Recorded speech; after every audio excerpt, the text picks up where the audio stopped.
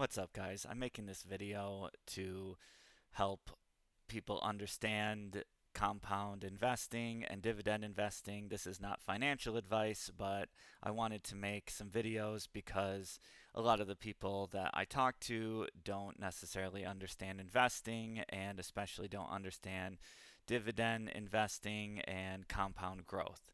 So, we're going to go over a couple basic things. Again, this is not financial advice, but just some strategies that I also may or may not do.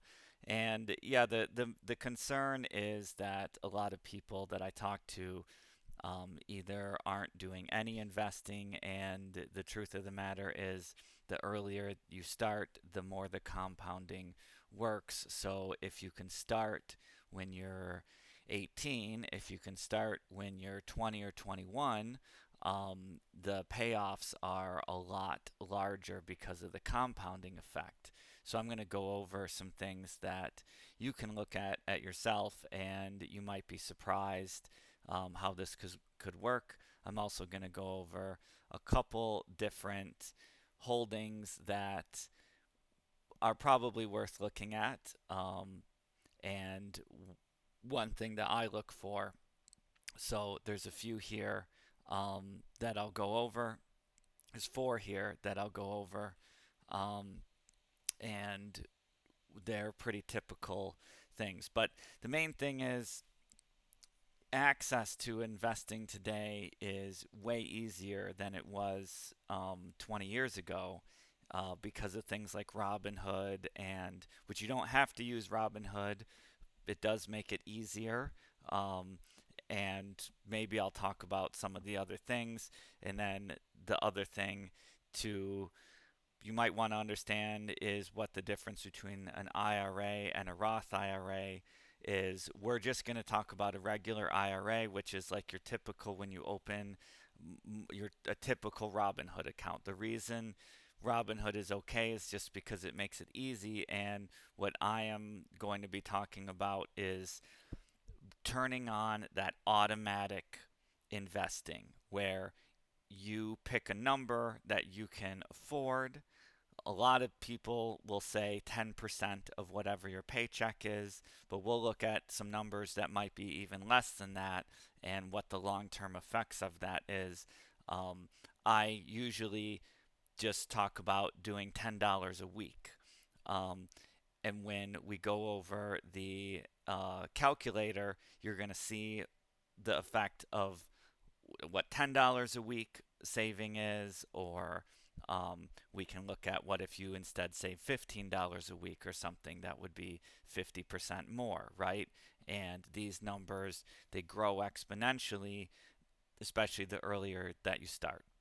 So we'll talk about these particular um, stocks. They're essentially stocks, but there's something called the ETF. You don't have to worry about that right now, and why these are going to be particularly safe type of options. One last thing, one good thing about doing this in Robinhood is that, well, I think you should start doing this as soon as possible just to get your foot in the door and then keep educating yourself. And then as you gain more money, you can take parts of that and maybe put it in riskier types of investments that can grow faster, but you at least need to get the money into the investing accounts. And all I'm going to talk about today is just what if you just went with these super safe types of dividend stocks and never touched it.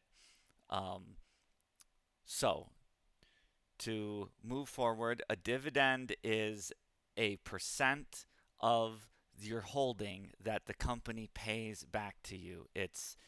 The it's a form. A lot of times it's looked at as a form of passive income. A lot of people, they dream of having this passive income.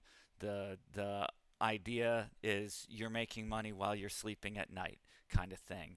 And you can go about your life, you can go about your regular job, and this is making you money with your money. Um, There are other forms of this, um, but I don't think they're that good. Uh, some of them are like high yield savings accounts, which they just don't give you access to the type of returns you can get with this.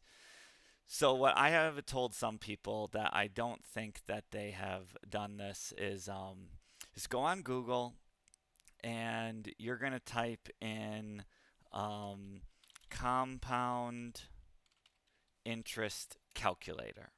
Compound interest calculator. You're going to see a few of them come up. I think that the easiest one may not be, I don't know if there's better ones, but it's good enough because it's really simple, is the first one from investor.gov. I like using this one because it's so simple. Um, and then, surprise, we're also going to use the calculator a bit here. I might go kind of fast with it, but I'll show you how this works. So, compound interest calculator. I like the investor.gov one because it's super easy. So the first thing you're going to put in is your initial investment. You could start with zero. So let's just do that. Starting with zero. And then it says monthly contribution. So let's say we did this $10 a month. So, or excuse, $10 a week. $10 a week is going to average to $40 a month. So monthly contribution, $40. Length of time. So this calculator will just do year by year by year, how whatever we put in here. We could put 50 years, whatever. I will just put 30. If you're 20, then yeah, that puts you at 50 years old when this will end. If you want to see what it's going to do when you're 60, put in 40 years. I'll put 30. Now here's this is the interest rate that you're expecting this to compound. So going back to some of the equities that I like for this strategy, um, obviously there's different places you can get this information. Yahoo Finance is fine. What I'm going to look for is down here in these numbers. It's got all these different numbers here, range, blah, blah, blah. I am looking for this number, yield. Okay, this is the percent that the dividend pays. Whether the stock goes up or down, it's going to pay this percent. Now, different dividend stocks, some of them pay monthly, some of them pay quarterly, right? They just pay, they're still paying the same amount, but the payout, some will come every 3 months and some will come every month. I think all the ones I'm covering here actually pay every single month. This 8.6% is the compound amount, and then so it's taking that. This is the yearly, so we would divide it by 12 to see what the payout is for each month, and it's actually really simple. Um, Underneath that just shows the year-to-date return of the equity. So I put in the 5 year here, but I can do 1 year. So this actually went down 0.7% year to date from January 1st. This is saying in 1 year? No, this is, yeah, year to date. Which is not a lot. It's only gone down less than 1%. But the yield over the entire year, if I hold it a whole year, is 8.6. The last thing is something called expense ratio, and this is the fee that the company is taking off the top. So technically, we take this yield and we minus off the expense ratio. So 8.6 minus 0.5 is, so our total yield is actually 8.1. And then the principal amount, say we had $1,000 in there, can also go up and down. But we picked a couple different, let's say I was putting $10 a week in. I could spread those out. So that's 4 payments per month, $10 each week. I could, in something like Robinhood, you can do automatic buys. And I really want people to think about doing automatic buys. So it takes the decision making out of it, and you will be surprised at the end of the year what you end up having. And um, so, like, really simply, $40 a month times 12 months, at the end of the year, I'll have $480. But it's also going to grow by that yield percent over that time as well. And you'll have a choice. You can take that money out and, go on a trip or something like that. That is totally fine. But once you start to see what the effect of keeping that money in there over many years does, um, it might, I want people to try to take a look at what that will do. Um, so this is the yield on this is 8.6 and then minus the zero point 0.5. So I'm going to get 8.1% on the money I leave in there. This is another popular one. This one, the price of the, well, so this one, this fund, it's not been around as long, but it's been talked about on other channels, and they have a particular strategy where the fluctuation of the fund is not really supposed to fluctuate much. You can see it's at $26 per share, and it's gone up a little over 27, and over a year ago it was down to like 25 and a half. It's really supposed to just stay in this range. So you're not likely to wake up one day and your fund has dropped 10%. It's just supposed to stay in that range. Um, this other one, a little bit similar. But this one actually is supposed to grow over the long term. Um, the yield on this one is higher. It's 11.23%. The expense ratio is only 0.35%. So the total yield is going to be 10 point something, 10.9% or something. The year to date return, it's actually gone down 4% this year. That's the total holding. So if you had $1,000, that would have gone down by 4.8% by this time in the year, but you're still getting paid the 11. So if you held this all year and it didn't drop anymore, you still be in the positive. This fund is not really designed to grow the whole equity. Like, you're not going to see this chart over many years go up and up and up. It's really just about this secure dividend. This one has an even higher dividend, although over the years it might fluctuate a little bit more, but you'd also want to hold this a long time. This fund, you're getting this yield. You probably wouldn't need to hold it as long. If you wanted to take your money out, it's less likely that it's going to be like down 4% and you say, well, I shouldn't take my money out right now because it's down, right? But this one will grow over time. Two other really popular ones. This one is SPHD. This one is a lower yield, 3.4%, and the expense ratio is 0.3. So you're only getting about 3%. However, the whole fund over time follows the main stock market.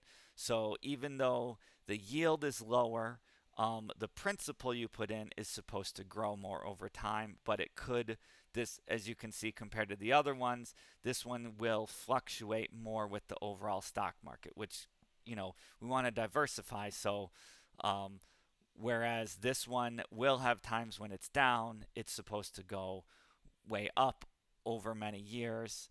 And then lastly, this is another really popular one. Follows the overall stock market, something called the S&P 500. The dividend on this is a little higher, 4.56%. The expense ratio is really, really low. So that's like the fee that the company's taking. This is following the overall stock market in general, the 500 largest companies. So again, not the highest yield compared to the first two. And this one's also really popular.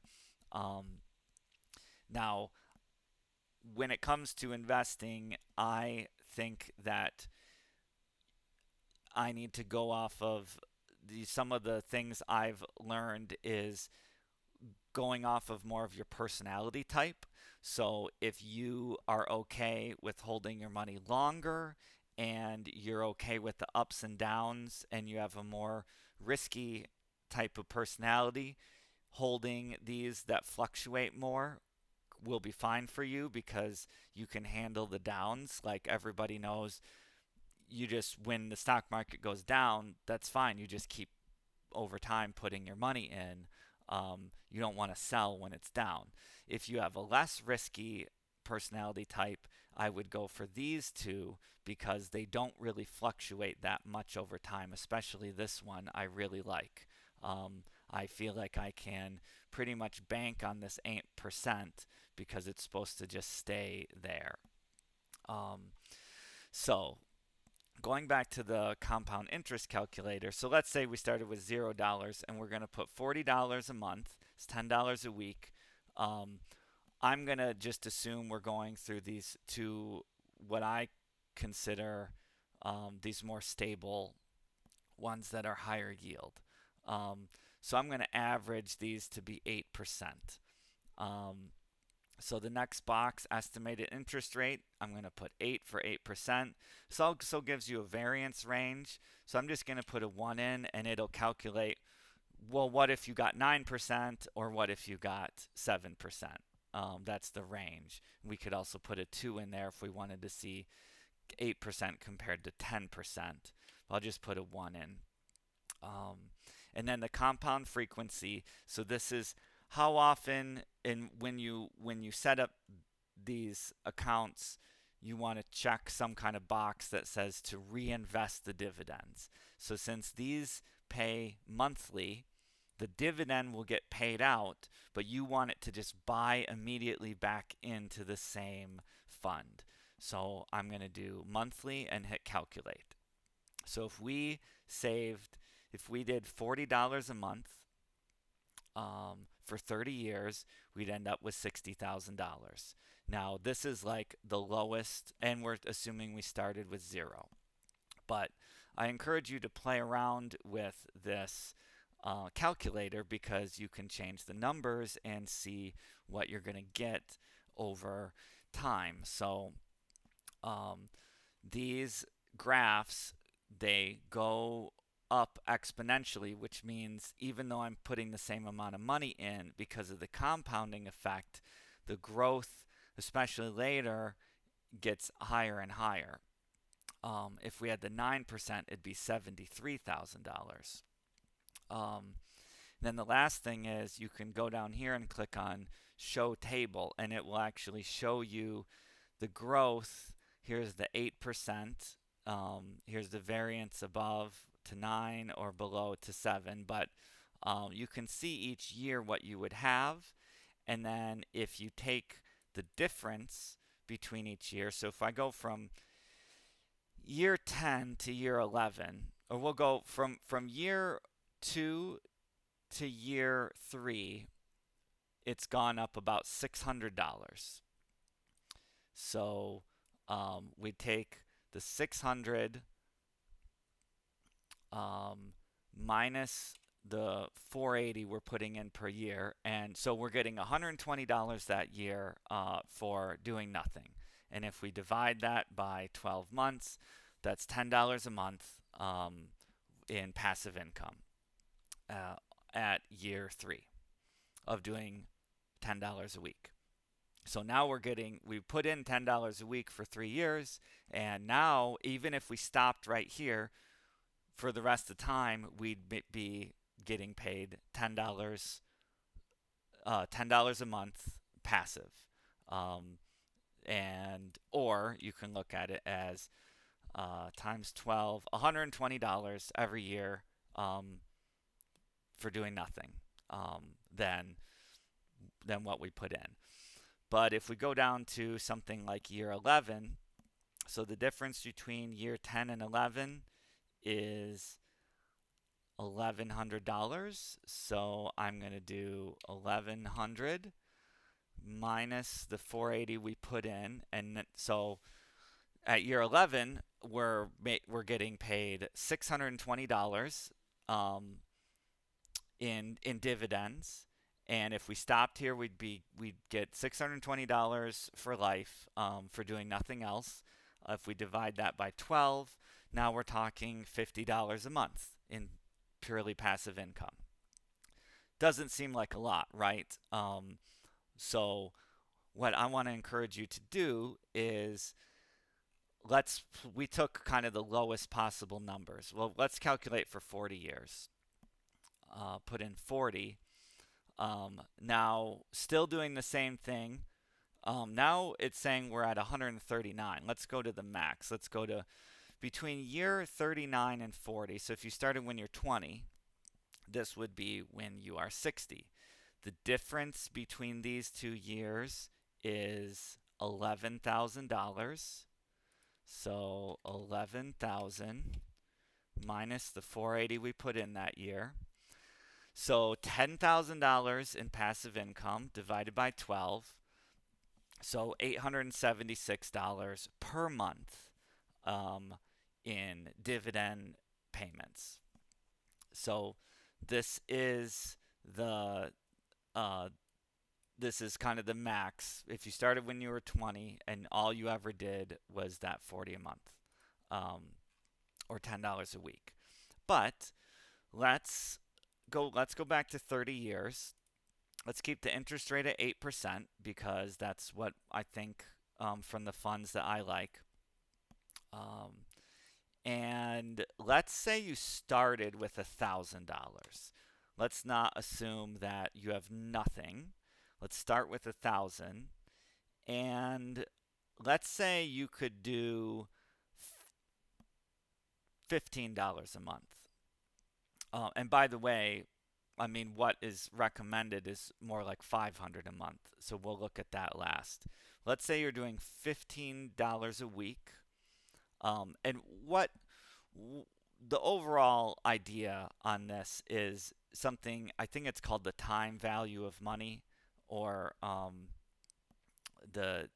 there's like a cost compensation, and basically, like, if you buy that Starbucks or that Dutch Bros, or put it into this, if you buy that thing you don't need on Amazon, instead you could put it in here. What would that be in 10 years? If you canceled some subscription service that you don't really need, and you just did that for 5 years, you get the subscription 5 years later, but putting the money in first, and then it can grow the rest of your life, living frugally up ahead of time. So if we started with $1,000 and we did $15 a week, so that's $60 a month. Now what are we going to get? I'm going to hit calculate, and so compared to the other one was 60 something thousand. After 30 years we're at 100,000. I'm going to do show table. So let's go to year 20. Let's say you just did this $15 a week, automatically invest in the 8% account. So we have to pull up the calculator again. So we're doing $60 a month times 12 months is $720. So between year 20 and year 21, that's $4,000.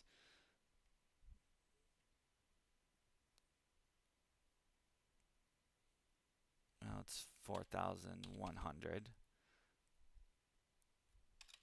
Well, let's see. The 60 times 12 is 720. So 4,100 minus 720. So at 20 years, now we're making $3,380 a year. If you started at 20, when you're 40, this is $3,300 in purely passive income per year. Now, if we divide by 12, now we're talking $280. We're talking $280 a month in passive income, all for doing $15 a week. And if you put on that automatic invest, then you can kind of set it and forget it. I looked up some averages, and I was looking up like some average paychecks and stuff like that. So let's say we did the 10% rule. If your average paycheck is $700 a week, so 10% of that is $70. If you did the 10% rule and you're making $700 a week, $70, you could invest $70 a week, so that there's 52, or there's usually 4 weeks, so in a month, so 70 times 4 is 280. So let's say you saved 280. You started with $1,000 and you put $280 a month in this 8% fund. For 30 years, now you would end up with 428,000 after 30 years. But what's more interesting to me is, so this is way more if we actually did the 10% instead of like a lot less money. If we did the 10%, we're making $700 a week. Let's look at what you would be making at different times in dividends. So we'll do every 10 years. So from 20 years old to 30 years old, let's see. So we do 280 times 12 months is $3,360. So that's what we would put in. So from year 10 to year 11, it's about $8,000. So 8,000 minus the about 3,600. Oops. 8,000 minus 3,600. So if we did this, we did the 10% of our paycheck for 10 years, from 20 to 30 years old, we'd have $4,400 per calendar year forever if we just stopped at that point. And if I divide that by 12, now we're talking $360 a month in passive income for life. So that is probably some kind of payment. I like to look at some of the dividend payments as, wow, if I did this, how soon would I be like covering my phone bill? Or if I did this, how soon would this be covering my car insurance or car payment? So if we did this, then by year 10, or if you want more like luxury things, you could say if I did this for the next 10 years, then I stopped, $360 a month. But let's say I want to go on like 4 vacations a year. So this is $360 a month. So let's do 2 vacations a year.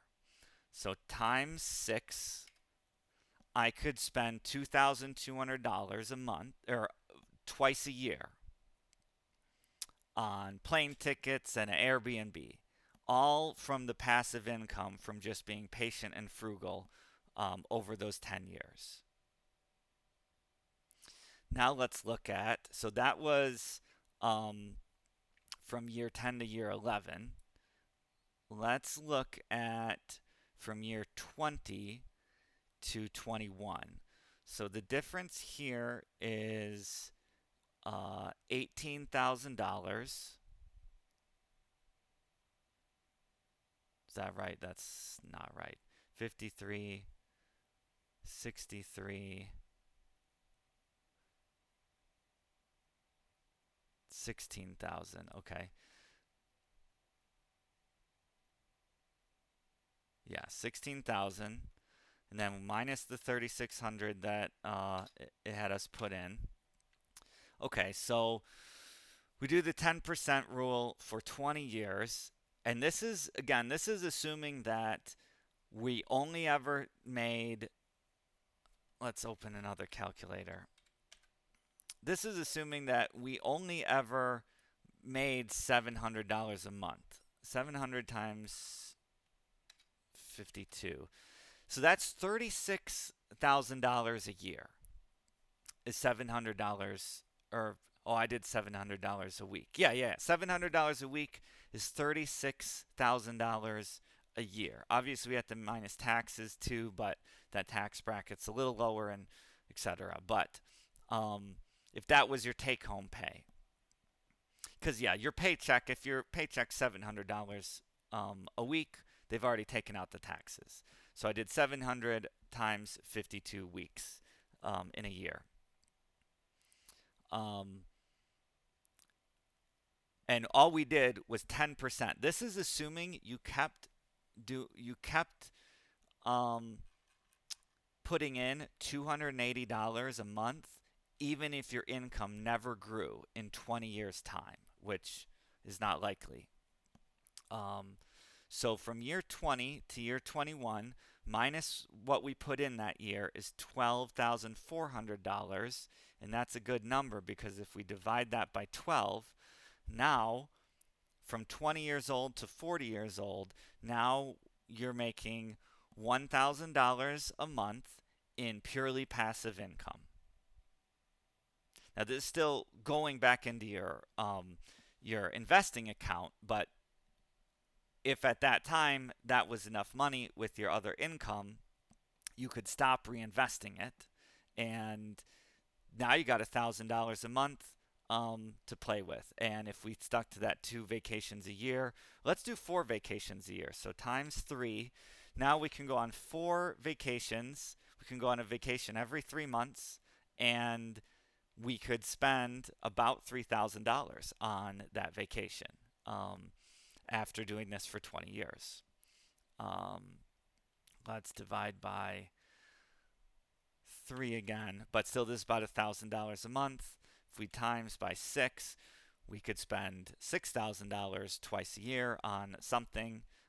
More likely, what I would think to do is to then this is covering a car payment or this is covering half of my rent or something like that.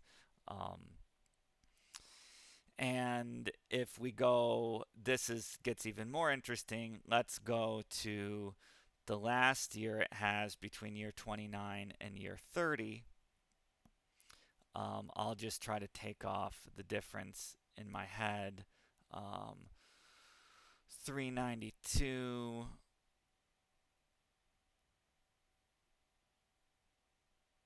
So this is about 32,000. So if you started at 20 years old doing this, went from 59 to 60, you'd be generating $32,000 in dividends. And if we divide that by 12, now we're looking at $2,600 per month in passive income. So this is the type of stuff that you can get with dividend investing. And lastly, if you are in a position where you're starting with a little bit more, some of this is about why should I live more frugally earlier on? Like if you're a little bit older and you look at this stuff and you realize, well, I'm starting this when I'm 40 or I'm starting this when I'm 35, you realize like it just grows exponentially. The difference between these different years it gets pretty massive. But let's say let's do a different income. So let's say we're making 1,100 per week times 4.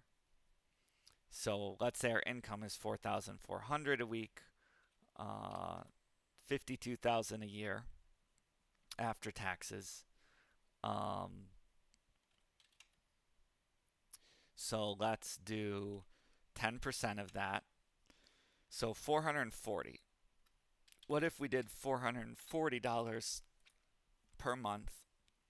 Keep everything else the same, starting with $1,000. We just doubled what our ending amount is. And let's do this one more time. So the monthly contribution we have to remove. So 440 times 12 months, 5,280. And then from year 10 to year 11 is, we'll do 95,059 minus 82,700, and then minus what we put in, 5,280. So 7,000. What was it last time? It was like half of this, right?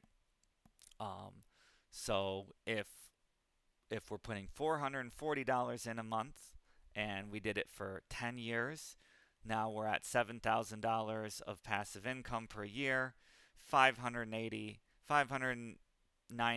a month. $590 a month mean now you're looking at a car payment after doing this for 10 years in passive income.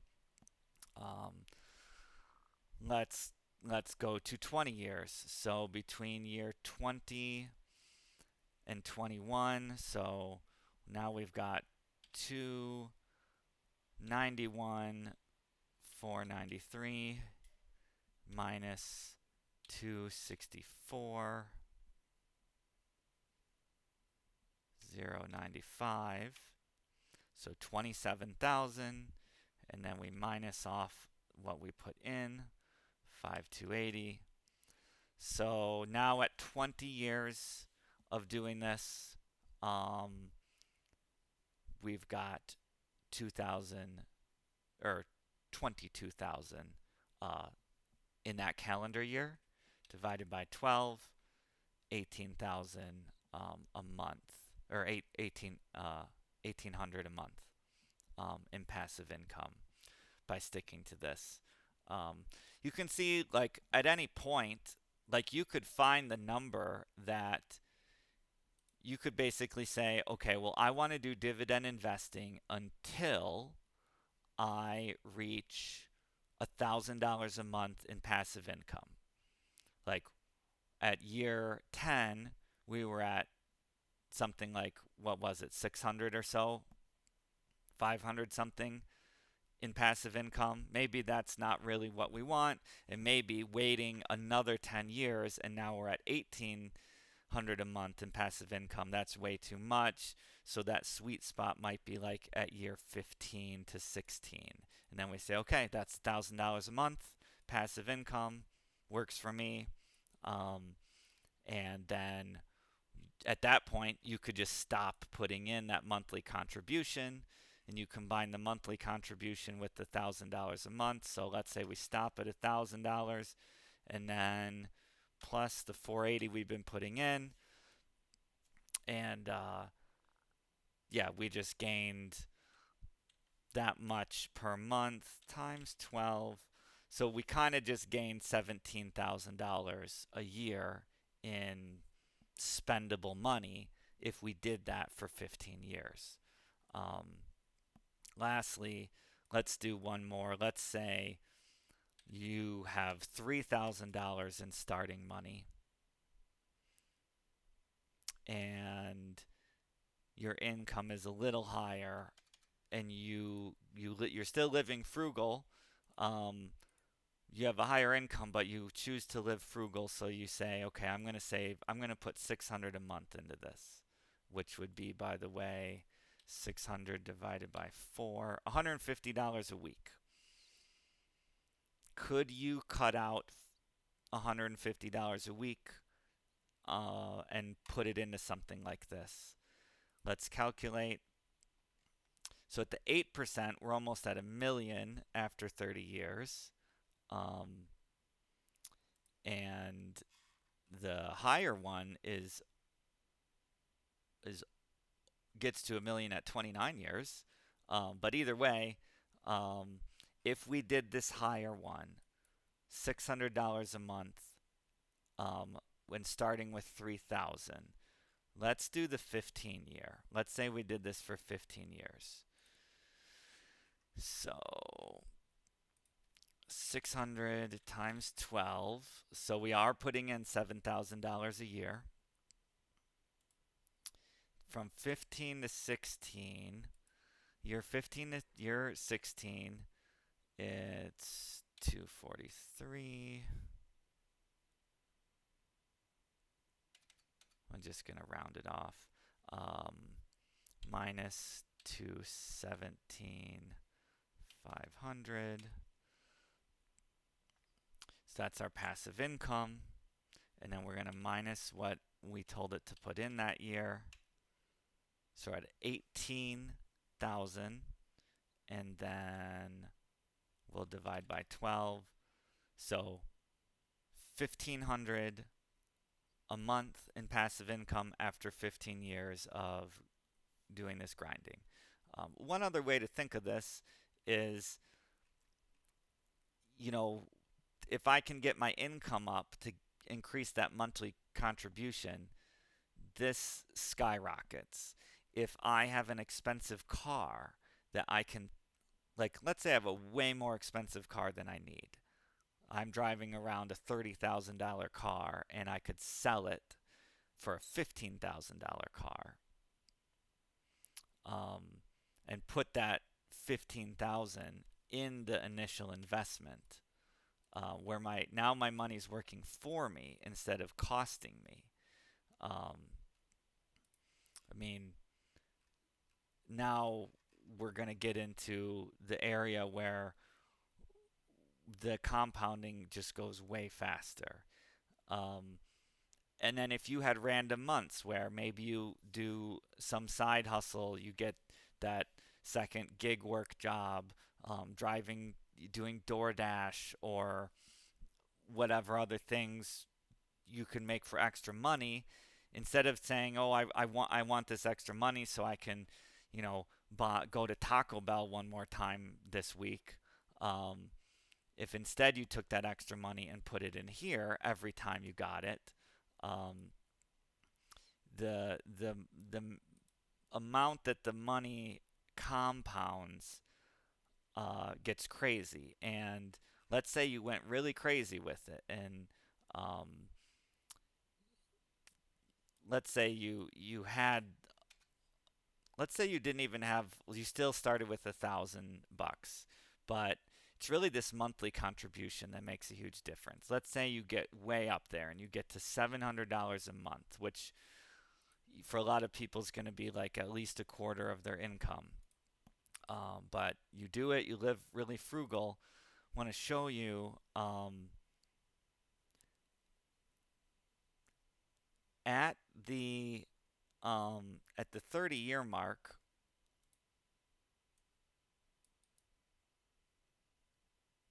This is saying 1 million. That's 54,000 minus 965,348.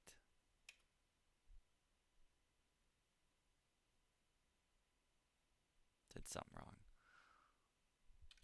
1,054,187 minus 965,348. 88,000. And then we got to minus off what we put in, which is 700 times 12, 8,000. So basically minus 8,000.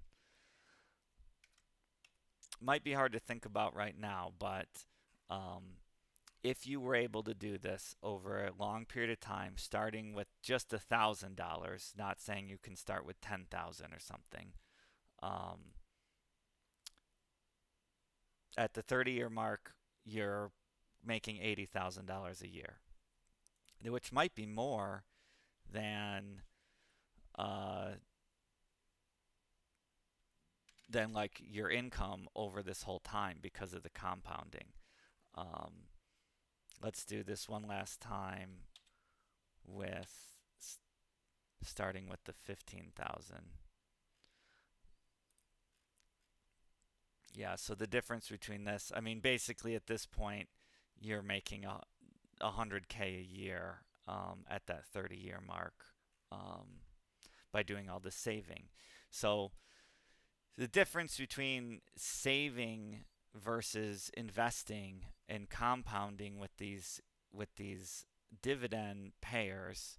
Um, Now, again, if you put most of your money in a lower dividend payer, like a 3%, um, or this 4.5%, the money will not compound as much, but the principal will grow more. Meaning, if you go back to here, the amount in the account might get higher, but if you're looking at that, what am I going to get paid monthly at a certain time? That is where you're looking at things like this, where the dividend yield is 11% or the dividend yield is 8%, stuff like that. So hopefully this helps some people understand a little bit more.